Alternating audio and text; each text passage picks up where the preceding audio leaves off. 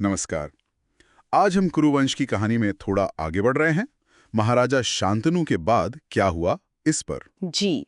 हमारे पास जो अंश हैं वो शांतनु के बेटों, फिर भीष्म की बदलती भूमिका और कुछ कह सकते हैं कि बहुत महत्वपूर्ण घटनाओं पर रोशनी डालते हैं। हाँ, ये वो दौर है जब शांतनु के जाने के बाद कुरुवंश को संभालने का एक बड़ा, शायद अनचाहा सा दायित्व भीष्म पर आ गया था। तो कोशिश रहेगी कि इन स्रोतों से हम कुरुवंश की शुरुआती पीढ़ियों के उतार चढ़ाव, वो उत्तराधिकार के मसले और भीष्म की जो प्रतिज्ञा थी उसके क्या नतीजे निकले, इसे समझें। बिल्कुल। और पात्र भी कई अहम हैं। शांतनु, सत्यवती तो हैं ही, फिर उनके बेटे चित्रांगद और विचित्रवीर्य, भीष्म और काशी की वो 3 राजकुमारियां अंबा, अंबिका, अंबालिका। हाँ, और राजा सालू भी। तो शुरू करते हैं शांतनु के बाद से। उनके और सत्यवती के 2 बेटे हुए। जी, चित्रांगद और विचित्रवीर्य। चित्रांगद के बारे में कहा जाता है कि वो अजेय धनुर्धर थे और विचित्रवीर्य में भी जन्मजात योद्धा वाले गुण थे। और फिर शांतनु ने मतलब सही समय पर वानप्रस्थ ले लिया। हाँ, उन्होंने चित्रांगद को राजा बनाया, भीष्म के संरक्षण में छोड़ा और खुद आध्यात्मिक मार्ग पर निकल गए। लेकिन चित्रांगद का राज वो तो बहुत लंबा नहीं चला, सुना है। नहीं, बिल्कुल नहीं चला। कहते हैं उन्होंने पृथ्वी के कई राजाओं को हराया, पर फिर उनका सामना हुआ उन्हीं के नाम वाले एक गंधर्व से, चित्रांगद। अच्छा, नाम की वजह से। हाँ, शायद नाम की समानता और अजेयता के दावे का टकराव था। कुरुक्षेत्र में कहते हैं 3 साल तक भीषण युद्ध चला और उसमें कुरु राजकुमार चित्रांगद मारे गए। 3 साल? बाप रे। तो चित्रांगद की मृत्यु के बाद तो फिर सारी जिम्मेदारी वापस भीष्म पर आ गई होगी। विचित्रवीर्य तो उस समय बच्चे ही थे। हाँ, बिल्कुल। भीष्म ने दुख के साथ भाई का अंतिम संस्कार किया और फिर बालक विचित्रवीर्य का राज्याभिषेक करवाया। और जब तक विचित्रवीर्य बड़े नहीं हुए, भीष्म ने ही पिता की तरह राज्य भी संभाला और उनकी पूरी शिक्षा दीक्षा का ध्यान रखा। यहाँ उनकी प्रतिज्ञा और कर्तव्य का वो द्वंद्व दिखता है। राजा बन नहीं सकते पर राज्य को छोड़ भी नहीं सकते। सही कहा।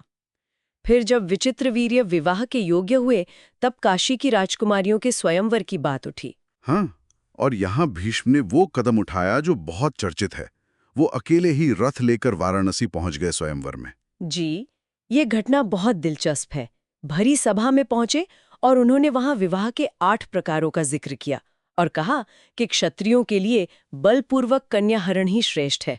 मतलब सीधे सीधे ऐलान कर दिया। हाँ, और सिर्फ ऐलान नहीं, सभी राजाओं को चुनौती भी दे डाली कि रोक सके तो रोक लें। ये उस समय के क्षत्रिय धर्म की शायद एक व्याख्या थी और भीष्म का आत्मविश्वास भी दिखाता है। अब फिर तो जबरदस्त युद्ध हुआ होगा। वो अकेले और सामने इतने सारे राजा। हाँ, वो तीनों राजकुमारियों अंबा, अंबिका, अंबालिका को रथ पर बैठाकर चल पड़े।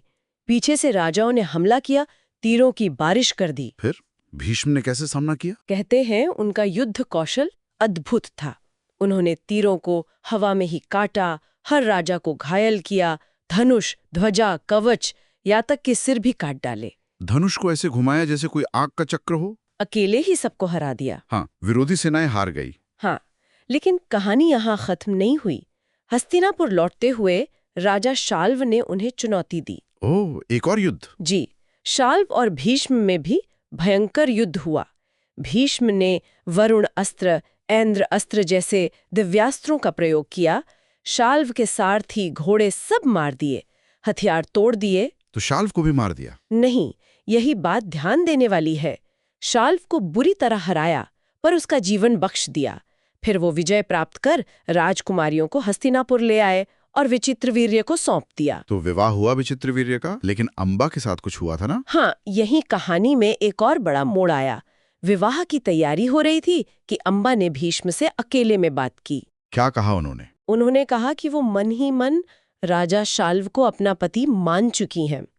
अब देखिए, भीष्म ने पहले बलपूर्वक हरण किया था, पर अब राजकुमारी की इच्छा सामने थी। तो भीष्म ने क्या किया? ये तो धर्म संकट हो गया। बिल्कुल। उन्होंने फिर ब्राह्मणों और ऋषियों से सलाह ली और धर्म का पालन करते हुए, अंबा की इच्छा का सम्मान करते हुए उन्हें शाल्व के पास जाने की अनुमति दे दी। अच्छा, तो उन्होंने अंबा को जाने दिया? जी, ये उनके चरित्र का एक और पहलू है।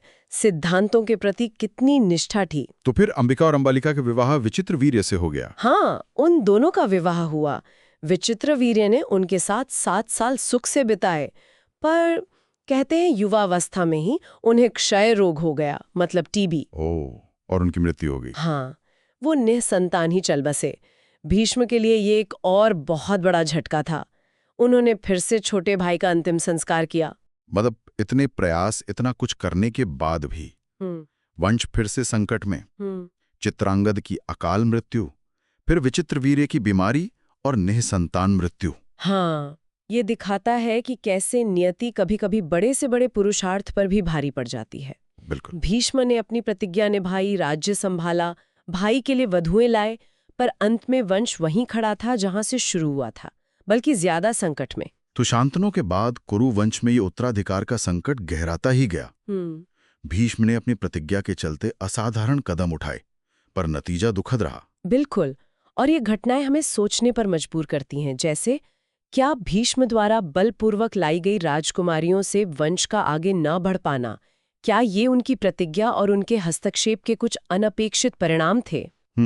ये सोचने वाली बात है। हाँ, और ये घटनाएं कहीं ना कहीं आगे चलकर जो महाभारत का महायुद्ध हुआ, उसकी जमीन कैसे तैयार कर रही थी, ये भी एक गहरा सवाल है जिस पर श्रोता विचार कर सकते हैं।